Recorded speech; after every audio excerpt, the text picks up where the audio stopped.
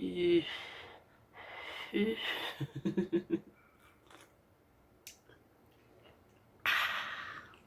pas attendu, il est chaud. Allô, moi c'est Jessie, puis aujourd'hui, euh,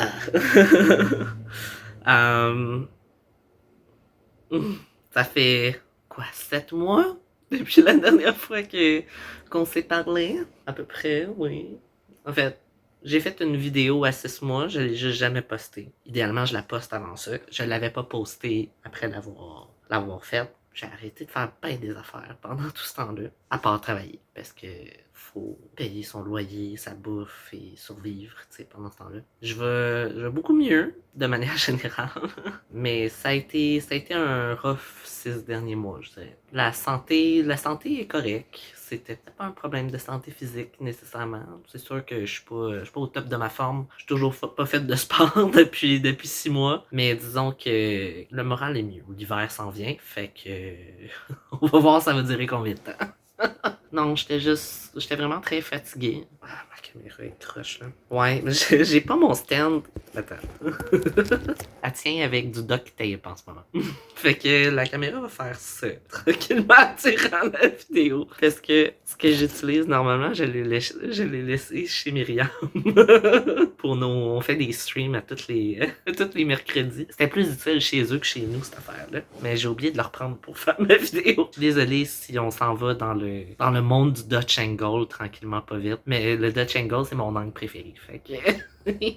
On va s'en sortir. Donc, ben, tu sais, en 6 mois, il s'en est passé des choses, ok? On est le 11 décembre, un samedi. Je finis ma semaine de travail, je me suis levé à 10h ce matin, tout va bien. Je suis moins fatigué que j'étais aussi, là. J'ai fait 2 séances de stéo dernièrement, ça a vraiment fait du bien. Je me sens un petit peu moins sédimenté, comme qu'on dit. Ça fait du bien. Le 2 décembre, j'ai célébré ma première année complète sur la testostérone. Ourra!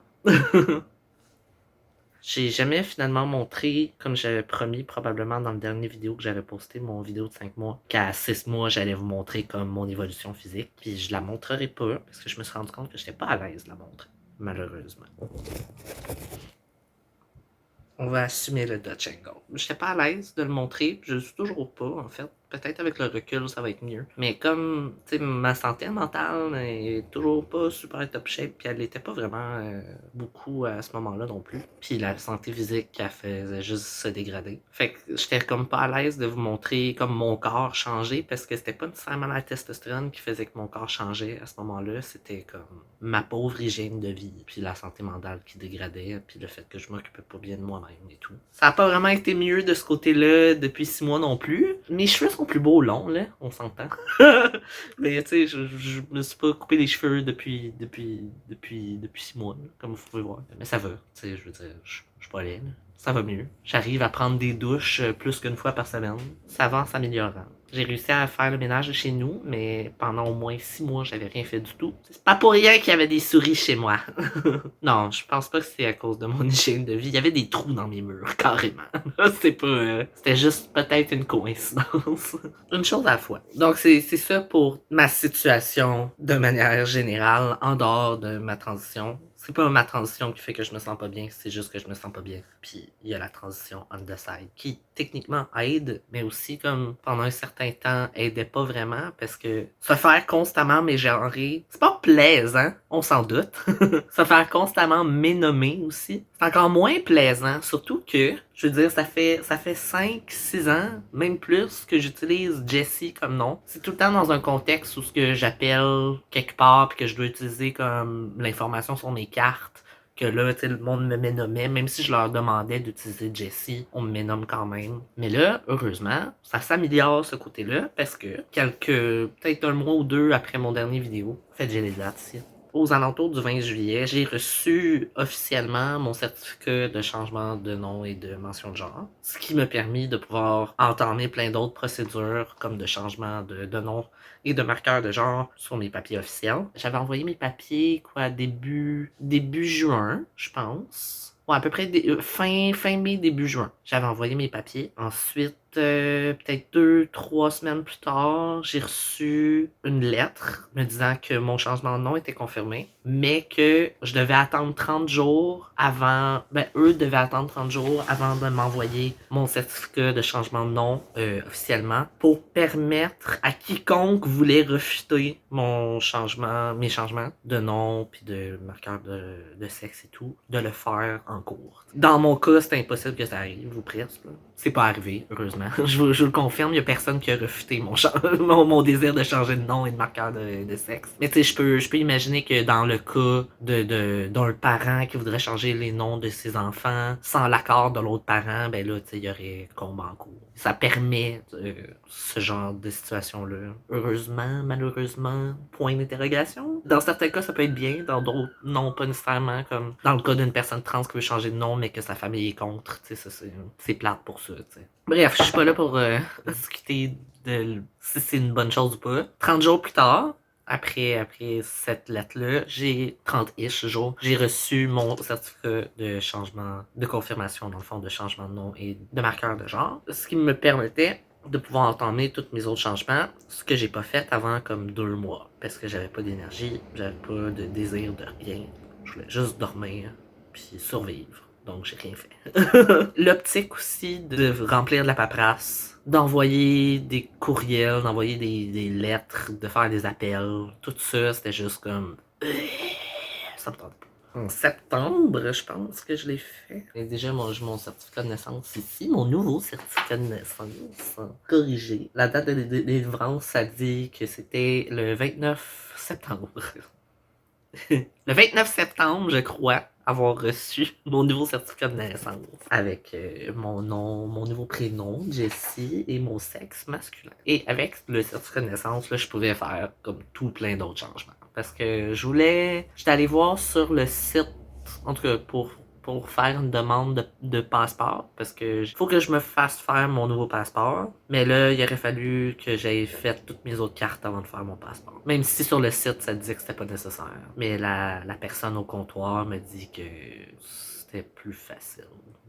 J'ai pas fait mon passeport encore, mais après avoir reçu mon certificat de naissance, je suis allé faire mon nouveau permis de conduire. J'ai reçu par la poste éventuellement ma nouvelle carte d'assurance maladie sans photo. Parce que de toute façon, il faut que je la renouvelle en 2022. Fait que ça change rien. Mais à cause de la COVID, ils ont accepté que les nouvelles cartes d'assurance maladie n'aient pas de photo. Parce que c'est beaucoup plus important de recevoir des soins de santé que de forcer les gens à sortir et à rencontrer d'autres personnes, de se mettre en danger pour aller faire une photo sur leur carte d'assurance maladie qui va sans doute aller les amener à l'hôpital parce qu'ils ont pogné la COVID. J'ai reçu ma nouvelle carte d'assurance maladie sans photo aussi. Il y a ma vieille photo sur ma nouvelle carte, mon nouveau permis de conduire. Mais ça va être changé comme en juin 2020. J'avais commencé des démarches pour faire mes changements de nom à ma caisse. On m'a rappelé, mais finalement, on m'a pas rappelé encore. En tout cas, j'attendais des nouvelles. Je pense que j'attendais des nouvelles. En tout cas, je poursuis une nouvelle encore. Fait que ça va être ça. Parce que, ouais, à chaque fois, c'est une question d'argent ou quoi que ce soit, mais j'utilise encore mon ancien nom, là, mon morinon, puis ça me gosse, là. Puis je me fais appeler madame au téléphone, puis je me fais appeler... jamais plaisant. On m'a appelé monsieur à l'ostéo l'autre fois, puis j'étais bien content. Monsieur Tremblay, je sais pas, mon père, ça, mais c'est correct. Donc, c'est ça pour mes changements de nom. Maintenant, nouvelle sur mes démarches pour ma mastectomie, qui va officiellement arriver en 2022. Techniquement, dans la première moitié de l'année. Comme j'avais terminé mes rencontres avec ma sexologue, il me restait juste quelques étapes à faire avec ma médecin de famille, contacter la clinique pour les opérations de réassignation de genre, là, de confirmation de genre à Montréal. Il me restait quelques étapes, trucs à faire. J'ai tout fait ce que j'avais à faire, puis là, il me restait juste à attendre, dans le fond. C'était à peu près 6 mois d'attente avant de recevoir un premier appel pour enclencher les premières étapes pour le préopératoire. J'ai reçu mon premier appel. En fait, j'ai discuté avec une infirmière au téléphone le 3 décembre. Il y a une semaine... non, plus, à peu près une semaine et demie. C'était un vendredi, je pense, ou un... Qu'importe. J'ai jasé avec elle me posait des questions. Elle m'avait demandé de lire les documents Ça va être de quoi de bien intéressant à faire dans une prochaine vidéo. Je vais passer rapidement comme en revue les documents du préopératoire pour une mastectomie. Parce qu'il y a de l'information bien intéressante là-dessus. Il faut pas se cacher, c'est une opération. Il y a des risques pour ma santé, il y a des risques pour ma vie, même, de manière générale. Je vais être endormi sur une table de 45 à 1h30, 45 minutes à 1h30. Puis tu sais, c'est des plaies ouvertes, puis c'est de la guérison, puis il y a des risques de rejet, il y a quelques trucs qui font peur, là, quand même, mais je sais que c'est quelque chose que je veux, c'est très certainement quelque chose que je veux, puis même que les professionnels, ils disent que la mastectomie, de manière générale, c'est comme, l'opération du bonheur. Les gens qui se font faire une mastectomie, il y a un très très haut taux de satisfaction suite à cette opération-là, ou juste de bien-être en général. Que ce soit une mastectomie ou même une réduction mammaire, là, la plupart des personnes qui subissent ce genre d'opération-là sont très très contents après. Peut-être pas tout de suite après, parce qu'on s'entend période de convalescence et tout, je pense qu'il y a personne qui apprécie se sentir comme de la merde pendant plusieurs semaines, voire mois. Mais dans mon cas, je suis quand même content d'avoir déjà subi une opération puis de m'être fait endormir il y a un an. Ouais, il y a un an, pas mal, là, un petit peu plus qu'un an, quand je me suis fait opérer pour ma vésicule biliaire. C'était la première fois que je me faisais opérer, de un. C'était la première fois que je me faisais endormir aussi. Je suis content de l'avoir vécu, puis d'avoir été aussi dans un état où ce que je voulais, comme, apprendre de ça, d'une certaine manière. Tu sais, j'étais vraiment comme avide de, OK, qu'est-ce que ça fait quand je me fais endormir? Qu'est-ce que ça fait quand je me réveille? OK, comment est-ce qu'on guérit de ça? Machin. Je veux apprendre, je veux apprendre de ça d'une fois que ça réarrive, tu sais. Pas nécessairement des pierres à vésicule biliaire, ça arrivera plus jamais, je vous le promets, parce que j'ai plus de vésicule biliaire. mais justement, tu sais, la mastectomie, c'est une opération un petit peu plus sérieuse, peut-être. En tout cas, ça se voit, tu sais, déjà. La vésicule biliaire, en même temps, la vésicule biliaire, c'est vraiment, tu sais, c'est une opération de routine. Je pense que c'est quelque chose qu'ils font régulièrement. Et puis ça se fait, je me rappelle plus c'est quoi la technique, là, mais dans le fond, ils rentrent une caméra par le nombril, 3 cossins ou 2 cossins dans 2 trous. Puis ils font ça comme à l'intérieur du corps, sans même. C'est pas à corps ouvert, là, ça se fait plus pour la vésicule biliaire, en tout cas. C'est snip, puis ils enlèvent le tout, puis basta, c'est fini, il te recoue, puis tu retournes chez vous, là, c'est tranquille. Là. Tandis que la mastectomie, ils vont couper un peu partout, vont enlever les mamelons puis ils vont les replacer. C'est une greffe de mamelons, c'est une autogreffe, là, on s'entend. J'aurais pas les mamelons de quelqu'un d'autre, mais ils enlèvent puis ils replacent les mamelons, puis là, le temps de la guérison, il y a des risques de rejet selon plusieurs facteurs. On espère que ça arrive pas souvent, là. C'est ça qu'ils disent, mais tu sais, il y a des facteurs de risque qui augmentent, justement, le risque de rejet, dont fumer la cigarette. Juste fumer la cigarette, ça augmente le risque de rejet de mamelon, parce que ça constricte les vaisseaux sanguins. Puis c'est important que le sang soit bien irrigué, puis si les vaisseaux sanguins sont plus petits, c'est un petit peu plus difficile. Mais bref, je ne fume pas la cigarette, donc ce sera pas mon problème, mais d'autres facteurs de risque, c'est le surpoids, puis je suis en surpoids, je suis en bon surpoids.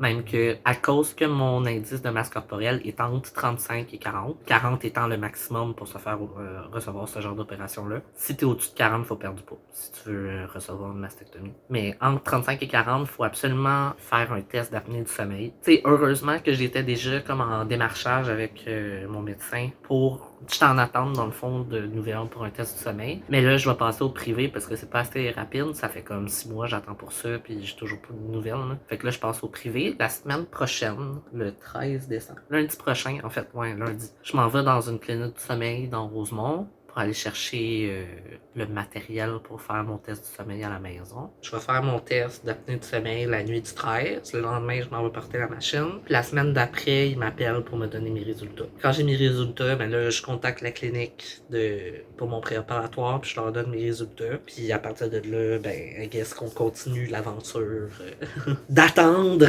pour un prochain appel. I guess que ça va être un appel avec le chirurgien ou peut-être une autre infirmière. Là, ils vont me donner ma date, puis à partir partir de ce moment-là, il y a d'autres étapes qui s'enclenchent. Je pense qu'il faut que j'arrête de consommer de l'ail, en tout cas, plein d'affaires comme ça. Je pense dans une prochaine vidéo, la prochaine vidéo, je vais vous partager les documents du préopératoire, puis je vais vous en parler un petit peu. Parce qu'il faut vraiment se préparer pour ce genre d'opération-là. C'est une convalescence de 1 mois et demi, 2 mois. C'est prévu que je prenne comme 1 mois off du travail pour ma convalescence. Fait qu'au moins, il y a ça de prévu. Non, on ne sait pas qu'il y a encore, puis j'ai pas de date. On sink tranquillement vers le Dutch Angle. Ça va être ça pour aujourd'hui. La vidéo va être vraiment longue, là, parce que ça fait 6 mois qu'on s'est pas parlé. J'aimerais ça, comme vous montrer le test d'apnée du sommeil, puis vous amener avec moi dans cette folle aventure. Ça va peut-être être en format plus vlog, là. Idéalement quelque chose qui sync pas tranquillement vers le madness comme ça se passe en ce moment. Vous amener aussi à travers toutes les étapes de ma mastectomie qui s'en vient inévitablement, on espère, en 2022 si je prends pas plus de poids. Idéalement, je commence à en perdre là, parce que ça va pas. Comme je dis, je veux pas me fat shamer, c'est pas une histoire de j'aime pas être gros là, c'est que je suis pas en santé là. Ça va pas. Je sais que je peux être plus en santé que ça, puis je le sais pas là. Je peux faire plus attention à moi. Puis aussi comme si je suis au-dessus de 40, je peux pas avoir ma mastectomie, puis ça c'est un no-go. J'ai besoin de cette opération-là, on en a déjà parlé. Avant que ma caméra tombe, je vais vous dire, passez une belle fin de semaine, passez une bonne journée, qu'importe quand est-ce que vous regardez cette vidéo-là. Puis on se revoit une prochaine fois. Ciao!